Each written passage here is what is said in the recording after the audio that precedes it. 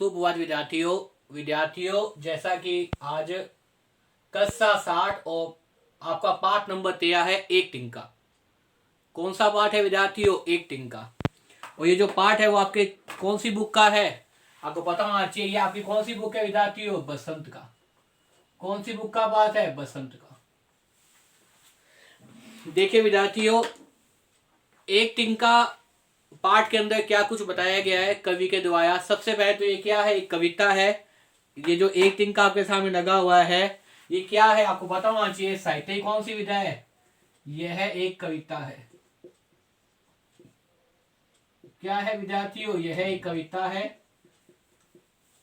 और कौन सी बुक का है? बसंत। बसंत बुक का जो आपका पाठ है ये है एक टिंका। विद्यार्थियों इस वीडियो में बताऊंगा कि इस कविता के अंदर अयोध्या सिंह उपाध्याय कौन है भाई को लिखने वाले। अयोध्या सिंह उपाध्याय हरिओद ने कविता वास्तव में क्या बताया है और इसके साथ साथ कविता क्या भाव है, इसको लेकर मैं वीडियो लेके आया हूं आपके सामने। इससे पहले जितने भी पाठ हुए हैं, चाहे वो व्याकरण के हो, चाहे वो आपके सामने जो है वो बाण महाभारत कथा के हो या आपके साथ बसंत के हो, सभी पाठों को बहुत ही आराम से और एक एक पॉइंट को कंसेप्ट करते हुए मैंने आपको समझाया है।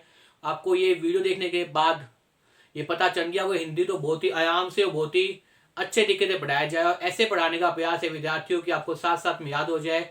इसलिए विद्यार्थियों याद आपको तभी होगा जब आप इन वीडियो को देखेंगे। तो वीडियो को देखिए और याद कीजिए विद्यार्थियों। साथ में अगर मेरे द्वारा बनाई वीडियो आपको पसंद आए तो लाइक कीजिए, शेयर कीजिए, कमेंट अवश्य कीजिए विद्यार्थियों।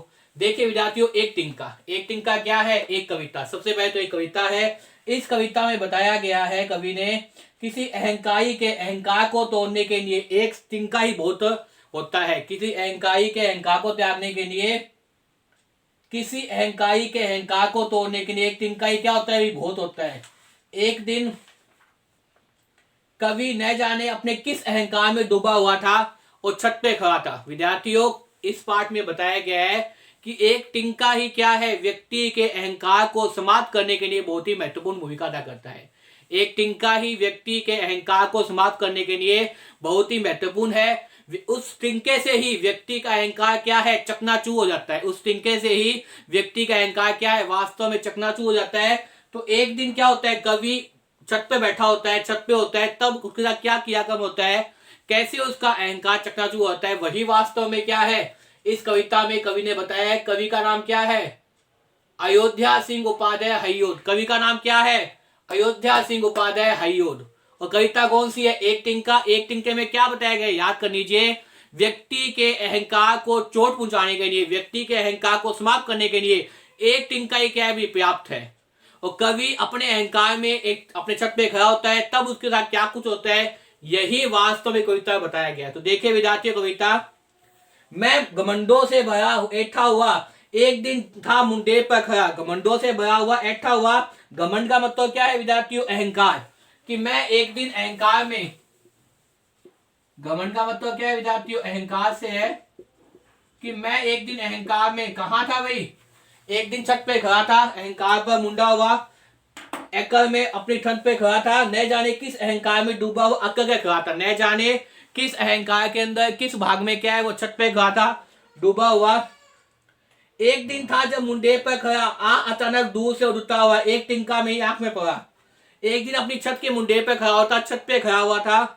कवि ये बता है कि मैं अपनी छत पे खड़ा था, अहंकार के बस खड़ा था, नहीं तभी अचानक से दूर से उड़ता हुआ एक टिंका क्या हुआ? मेरी आंखों में आके गिर गया।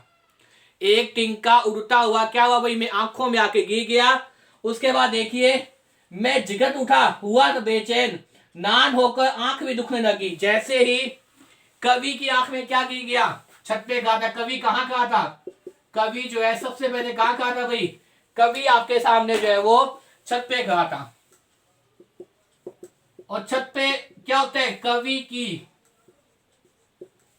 की आंखों में क्या पड़ जाता है भाई? उड़ता हुआ एक टिंका पड़ जाता है। आंखों में की जाते हैं? टिंका गिर जाता है। उसके बाद क्या है? कवि की आंख में क्या होता है? दर्द चालू हो जाता है। उसी दर्द को बताया गया है। देखिए विद्यार्थियों, कविता में बताया गया है कि कवि क्या है? घमंड के वश, चकनाचूर होकर, अहंकार वश कहाँ खड़ा होता है? छत पे खड़ा होता है कि मैं ही सबसे शक्तिशाली हूं, मुझसे बड़ा तो कोई है ही नहीं संसार के अंदर। तभी उसकी आंख में क्या है? एक टिंका उड़ के गिर जाता है। तभी उसकी आंख में क्या है भाई, एक टिंका उड़ के गिर जाता है। उस टिंके गिरने के बाद में कवि की आंखों में क्या होती है, बेचैनी महसूस होने जाती है। मैं जिगर उठा और हुआ बेचैन सा, नान होकर आंख भी दुखने लगी, और मेरी आंख क्या है, उस टिंके गान, उस टिंका आंख में पड़ने के कारण मेरी आंख क्या हो गई भी, नान हो गई और दुखने लगी।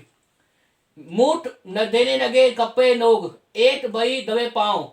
और मेरी व्यवस्था को देखकर, मेरी आंखों में दर्द को बढ़ते हुए देखकर आसपास में जो लोग थे वो क्या कर रहे थे भाई, कपड़े की मूठ बनाकर आंख को दबाने लग गए, मतलब कपड़े को थोड़ा सा गर्म करके आंख पर लगाने लग गए, जिससे कहीं ना कहीं मेरी आंख को क्या हो भाई, आराम मिल सके। इतने सारे लोग एक टिंके के आगे विवश खड़े, उसकी अकल चुपचाप वहां से चली गई।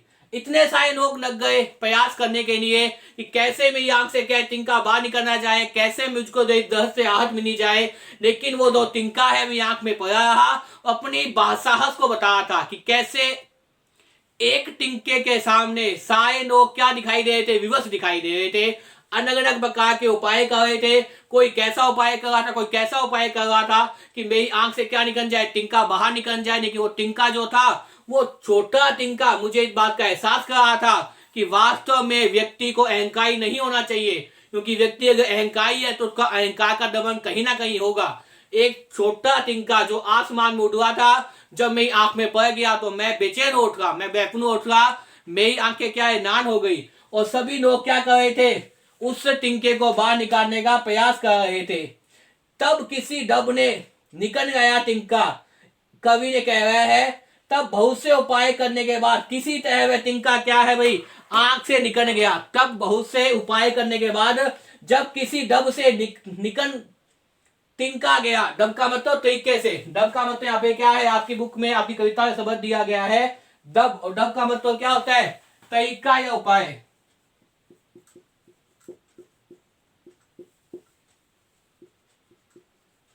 तब किसी तरीके से, किसी उपाय से वो टिंका क्या है भी निकल गया।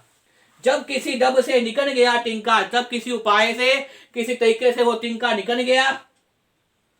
तब समझ ने जो मुझे ताने मारे, तब कवि कह रहे हैं, तब मुझे लगता है जब आंखों में टिंका निकल गया, टिंका निकलने पर उसकी समझ रूपी आत्मा ने उसे दिखाया कि अपने अहंकार के अंदर तू किस तरह से अकड़ छत पे खड़ा था, कि मैं तो छत पे खड़ा हूं, मेरा कोई कुछ बिगाड़ ही नहीं सकता, मैं सर्वशक्तिमान हूं, मैं ही ताकतवर हूं कि आज मैं क्या छत पे खड़ा हूं, छत के ऊपर साम्राज्य गया है मेरा। लेकिन जैसे ही वो एक टिंका आंख में पड़ा, उस टिंके के आंख में गिरने के बाद उस टिंके ने मुझे अपना एहसास कराया कि वास्तव में मैं कहाँ अहंकार तक में डूबा हुआ था, कैसे मैं घमंड के वश में चकनाचूर हो गया था। तो तब समझ ने मुझे ताने मारे, तब मेरी समझ ने मुझे ताने मारे, तब मेरी समझ ने मुझे समझाने का प्रयास किया कि मैं तो कुछ हुई नहीं वास्तव में। वास्तव में तो एक छोटा टिंके ने क्या किया, मुझे इतना दर्द कर दिया, मुझे इतने पीड़ा बुझा दी, तो मैं तो कुछ हुई नहीं सामने। ऐसा तू किस लिए इतना रहा, एक टिंका है बहुत तेरे लिए। और कवि कह रहा है कि तू किस अहंकार में इतना कर रहा था। कवि कह अपने आप से पसंद कर रहा है कवि कि मैं छत पे खड़ा हुआ, कौन पता नहीं कौन से घमंड के कारण, कौन से अहंकार के कारण, कौन से नशे के कारण अकड़ रहा था कि मुझ में इतनी अकड़ आ गई थी। लेकिन वास्तव में देखा जाए तो एक टिंका ही बहुत तेरे लिए, वास्तव में देखा जाए तो एक छोटे से टिंके के आगे मैं इतना विवश हो गया, इतना व्याकुल हो गया, इतना बेचैन हो गया कि उस टिंके ने मेरी हसरत को, मेरा वजूद को, मेरे आत्मसम्मान पर चोट पहुंचाई और मुझे बताया कि संसार में अहंकार करने वाले व्यक्ति का सर्वथा क्या होता है भाई, नाश होता है। अहंकार अगर किसी व्यक्ति ने कर दिया तो उसका जीवन क्या है भाई, समाप्ति की हो जाएगा। इस टिंके ने मुझे बता दिया एक टिंका बहुत है मेरे लिए। उस टिंके ने उसके अहंकार को चूर करने के लिए, मेरे अहंकार को चूर करने के लिए कवि कह रहा है एक टिंका ही बहुत है, एक छोटा टिंका ही बहुत है। कहने का मतलब यह है, कवि कविता के माध्यम से कवि बताया है कि बहुत प्रयास के बाद जब टिंका निकल गया, तब कवि की आत्मा ने उसे दिखाया। उसकी कवि की आत्मा में क्या पड़ गई भाई, कवि की आत्मा पे चोट पड़ गई। ये जो पूरा घटनाक्रम हुआ था, उस घटनाक्रम से कवि की आत्मा पे क्या पड़ गई भाई, कवि की आत्मा पर चोट पड़ गई। वास्तव में कवि को अपनी गलती का एहसास हुआ कि मैं क्या कर रहा था वास्तव में। एक टिंके ने उसकी सहायक कर दी। मनुष्य को समय पर कभी भी गर्व नहीं करना चाहिए, क्योंकि करने वाला कौन है, परम पिता परमेश्वर है। अगर आप कभी परम पिता परमेश्वर ईश्वर की ताकत से आगे अपने आप को अभिमान करोगे तो एक छोटे तिनके के माध्यम से क्या है, ईश्वर अपनी ताकत बता देता है कि तू क्या है संसार के अंदर। करने वाला तो कौन है, परम पिता परमेश्वर है। कहते हैं ना, भगवान की इच्छा के बिना तो एक पत्ता भी क्या है भाई, हिल नहीं सकता। एक पंछी भी क्या है, अपना पंख नहीं फैला सकता। एक चीज वातावरण में इधर से उधर नहीं हो सकती। सब कुछ किसके ऊपर डिपेंड करता है, उस परम पिता परमेश्वर निर्भर करता है।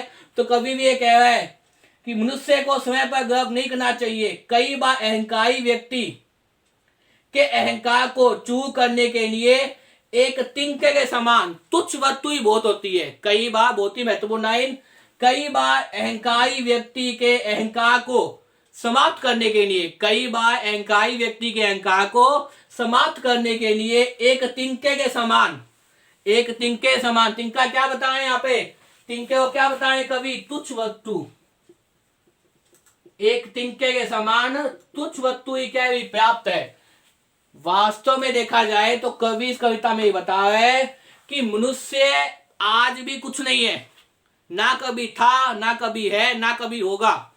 अगर सत्ता है तो उस परम पिता परमेश्वर की है, उस विधाता की है, उस ईश्वर की है, जिसकी मर्जी के बिना आज तक कभी कुछ नहीं हुआ, ना कभी हुआ था, ना कभी होगा और ना कभी हो रहा है। जो कुछ है उसकी ईश्वर की मर्जी से होता है। क्योंकि कवि ने बताया कि मैं छत पे कहा था, अहंकार में अंदर आया, तुरंत अहंकार का समाप्त किसने कर दिया, भगवान ने कर दिया।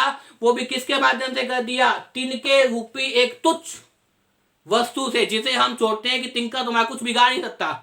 लेकिन उस तिनके ने हमारी आंख में जाने के बाद में जिस प्रकार से हमारी आंखों को दर्द किया, जिस प्रकार से हमारी आंखों में दर्द हुआ, वो वास्तव में बता रहा है कि हम तो कुछ भी नहीं है। करने वाले कौन है, ईश्वर है। इसलिए हमें कभी भी क्या नहीं करना चाहिए, अपने ऊपर अहंकार नहीं करना चाहिए।